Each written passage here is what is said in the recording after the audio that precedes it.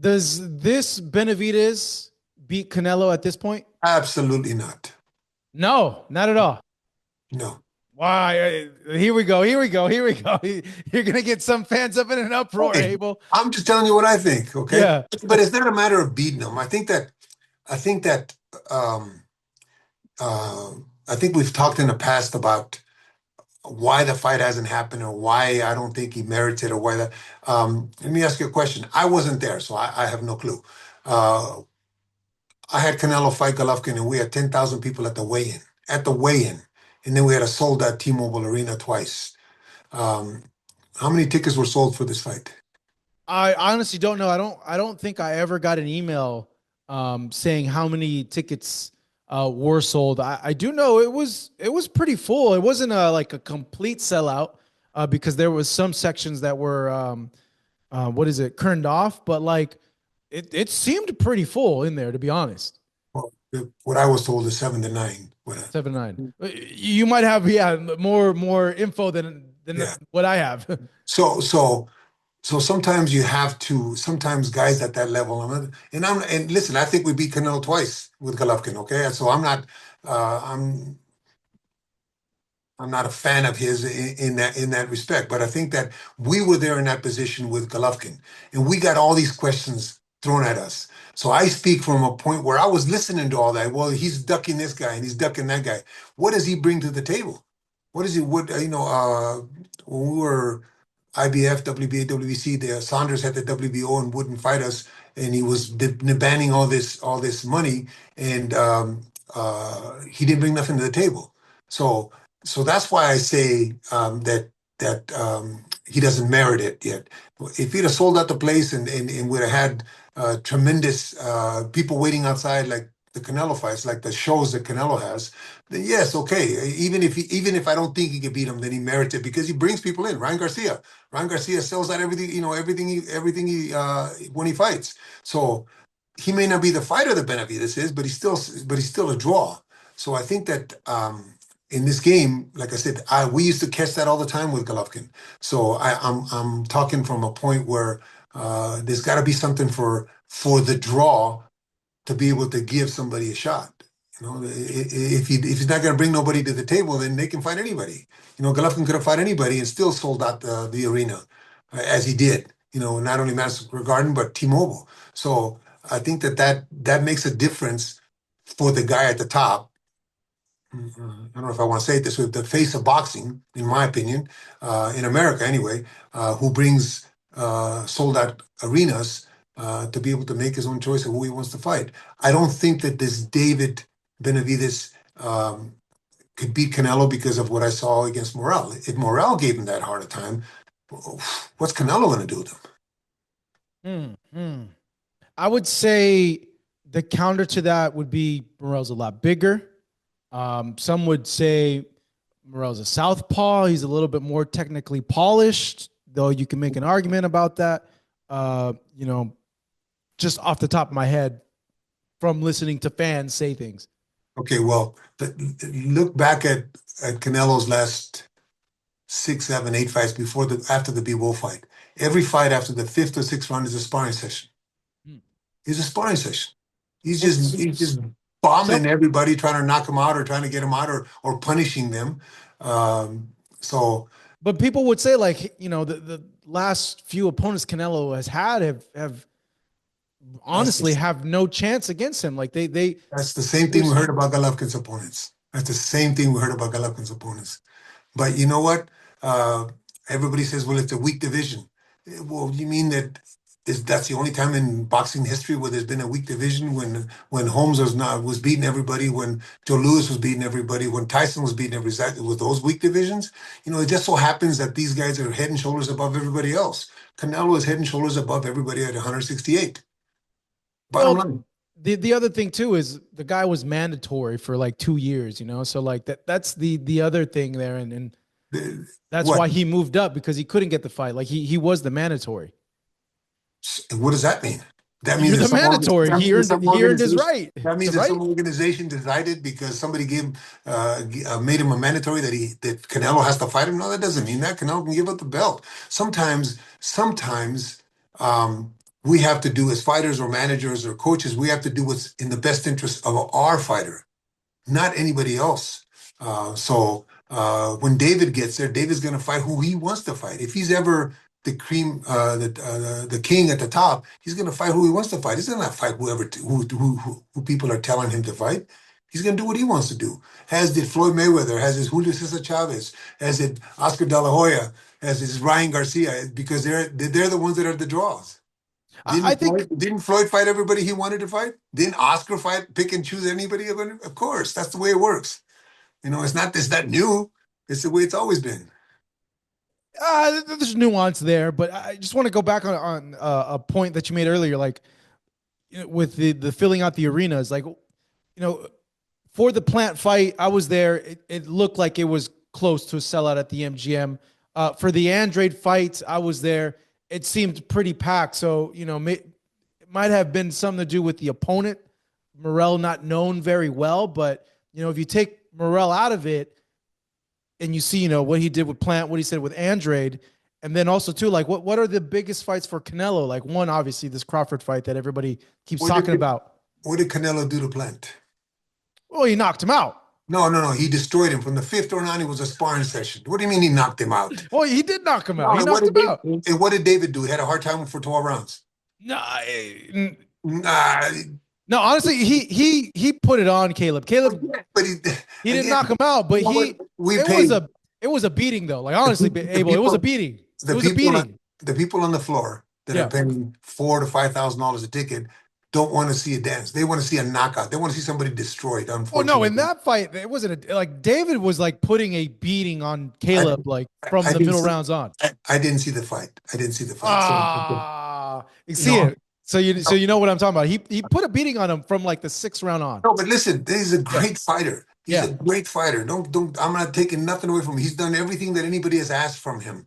It's just when you keep, and I say it again because of the same issue we had with Golovkin. We were ducking everybody. I mean, we were ducking everybody. But Tom Loeffler and the management and Golovkin were going to do what was best for Golovkin. That's what's best for anybody else. So in this particular instance, Canelo's going to do what's best for Canelo. And for Eddie and for Chepo, they're going to do what's best for their career. In that we keep bringing this up is taking it further and further away. Because they don't have to do anything. He's going to make the same kind of money whether he fights David or any other David. I don't know about that. Yes, he will. Yes, he will. Yes, he will. Because he couldn't fill out like an Allegiant fighting a William Skull compared to like a David Benavidez. He'll make the same money. Maybe make the same guarantee, but like that's all that he matters. That's all that matters. Well, I don't know, but with fighting a David Benavidez, he's going to make a lot more. He's going to make a lot more. You're probably right. You're probably right. But when you're trying to force somebody down somebody's throat, it ain't gonna happen. I've been saying that for a couple of years. But you guys forced Triple G. There's the same thing. Triple G and who? No. Canelo. He dropped the belt. Remember, to avoid the whole thing. Okay, that was his choice. And then you guys were like, "What the hell are you doing? You guys are avoiding this guy." That was his choice. Yeah. But we didn't have a Mexican superstar. We had, unfortunately, a Kazakh that was known only because of his knockouts, not because he spoke well, not because he was an American or either a Mexican national that everybody knew here. Unfortunately, we were from Kazakhstan. So we had a lot of building to do. Where Canelo, that comes naturally here. The Mexicans are going to support or not support. There's a lot of Mexicans don't like him. But I think that in any sport, there's 50% that like you and 50% don't like you. Very, very true. So, okay, some would say that Canelo is not he's sliding a little bit. He's on the slide. So even with that, even if he is on the slide, you still feel that he still has enough based on what you saw to beat Benavidez. And what is the what's the slide? What's the slide? What is the slide? I mean, really, all these geniuses. He's not knocking out people. That's what it's saying. Like, someone like a Berlanga, someone like a Munguia. He, like the old Canelo, when he was on his way to becoming undisputed, would have knocked those guys out. Would put punches together that would completely knocked him out. I guess there's a lot of experts out there that see a slide. I don't happen to see it, but he's getting older. He's had a lot of fights. I don't think physically he's not able to do it. I think that if anything happens, it'll be mentally. He just doesn't get up for training camp again and getting in the shape that he was getting before. But I see him beating the shit out of people. That's Oh what my God. I see him Damn. every fight that I've seen that I've watched. I'm talking about in the Uh, past fights. I'm oh, talking okay, about okay. I thought Longa. you said about Benavidez. I was like, No, oh no, no, no, no, wow, no. I'm talking wow. about Berlanga. I'm talking Okay, about okay, okay. McGee. I'm talking about the guys that he's fought. I Yeah. see him dominating and beating everybody up. So that he does that to Benavidez, who knows? I don't know. And I think that the more we continue to push down his throat is the further away that we get from it. That's my opinion. Again, I can only say those things because of what Golovkin. Well, the issues we had with people accusing us of ducking and ducking and ducking with Golovkin. So I don't know how that fight would go. Sure, as a fan, I would like to see it, but I can understand exactly where he's coming from. I hate to keep bringing this guy up, but look at the dramatic improvement with Canelo since the Bivol fight. Mm. There has to be a dramatic improvement, and I don't know what it is. I don't know if I couldn't pinpoint because there's a lot of fighters that way. It's not only David. There's fighters that just keep winning, but they just keep being who they are. So you're saying Canelo? Okay, since the Bivol fight, hold on. Let me pull up his record here after the Even Bivol even fight. before the Bivol fight, who did he fight before Bivol? Let's see. Let's see. Man, he's fought so many people. He has 66 total fights. No, that's not right. Yes, it is. Is it? He's, Yes, no. it is. I Yeah, thought it no, was it like is. I thought it was like 40 something. No, Holy he's in the moly. 60s. Yeah. That's nuts, man. Props to him on having shoot. I wonder if he gets to 70. Canelo Alvarez, box rec. Let's see here. Yeah, geez, he's 62 and 2. Holy Yeah. crap, yeah. And two He should be draws. 60, he should be 62 and 4 or 60 and 4. you you feel he should be 62 and 4. There you Yeah. go. Or 60 and 4 because he two wins should be taken away from him and he should have two losses. But 66 fights. But since that Bivol fight, he fought Golovkin, he fought Ryder, he fought Charlo, he fought Munguia, and he fought Berlanga. No knockouts. What about before that? Before that, that's when he was on his murderous run to get the super middleweight undisputed titles. He was TKO Caleb Plant, made Billy Joe Saunders stopped him in between rounds. Envy Yildirim stopped it between rounds.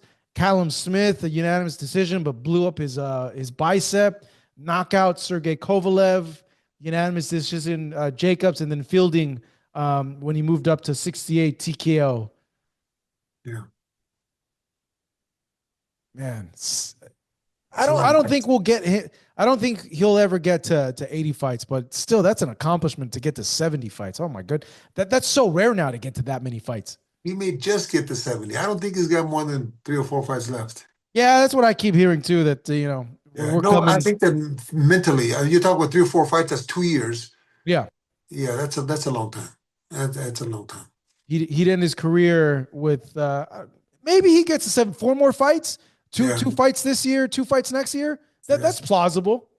Yeah, that's probably maybe that's the goal. I don't know, but that's a lot of fights 70 fights. in today's Yeah. boxing. Yeah, That's great. You got to put in perspective. He started fighting when he was like 15 years old, yeah, and he's how old is he now? Like 33, I think. 33 or 34 somewhere in there. 34 years old. He's fighting literally half of his life professionally. Ain't that something? Yeah. That's That's the nuts. way, but that's the way it used to be, though. How many fights did Marvin have before he got a title shot? 40 something. Oh man, it was a ridiculous amount. Yeah, Marvin. Poor Marvin yeah. Hagler. Let's see here. Before he got the title shot, let's see how many fights. He had that draw against Vito, and then WBC middle. Let's see here. Okay, let's count. It was a lot. Yes, it was. 1, 2, 3, 4, 5, 6, 7, 8, 9, 10, 11, 12, 13, 14, 15, 16, 17, 18, 19, 20, over 20. I'm still counting. 21, 22, 23, 24, 25, 26, 27, 28, 29, 30, 31, 32, 33, 34, 35, 36. 37, 38, I 39, said 40, 40.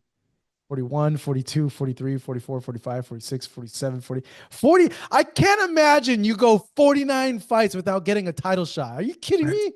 right. Granted, he lost a few of those and it I bumped know he him back lost down. against. Yeah, he lost a couple against Watt. Yeah. One against Watt. One And one against Monroe. Monroe. Right. Yeah. But But still, to have that many fights before you get a yeah, title shot, right? And that's that's why. That's nuts. why. That's why. Like, going back to the Benavidez Morrell fight. That's why Morrell just didn't have that experience that Benavidez has. I mean, that is a very, very, very important. That's how we have 4 round fights, 6 round fights, 8 round fights, 10 round fights, and championship fights, because that experience really makes a difference inside. Once you get in with a good guy. I have a good friend out here that I play golf with. His name is Ruben Castillo, and he had a title fight, I think, at 44 fights or something like that. Against He got beat by Chavez, got beat by Arguello, got beat by Laporte, got beat by Salvador Sanchez. Those are his 4 losses for a world title. But still, look at he had 40 some fights before he got a title shot. And he was able to hang with all these guys except for Chavez. Chavez hit him with a body shot and unfortunately crumbled him. But the other guys he went 12 rounds with. But that was because experience, experience that he accumulated with all those fights that he had. Morrell, just like I said, Morrell will be a good fighter. He is a good fighter, but his knowledge of the game and his knowledge of his opponents and his knowledge of how a pro fight functions will be better in 5 or 6 fights.